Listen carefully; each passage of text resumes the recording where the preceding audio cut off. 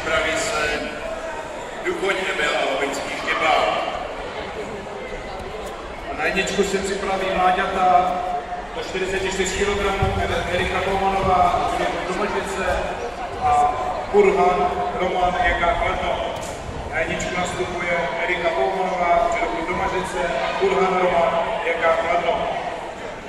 A na jedničce zvítězila Koudelková Lucie z Kajana Praha. Stala se teda vítězkou v kategorie do 37 kg.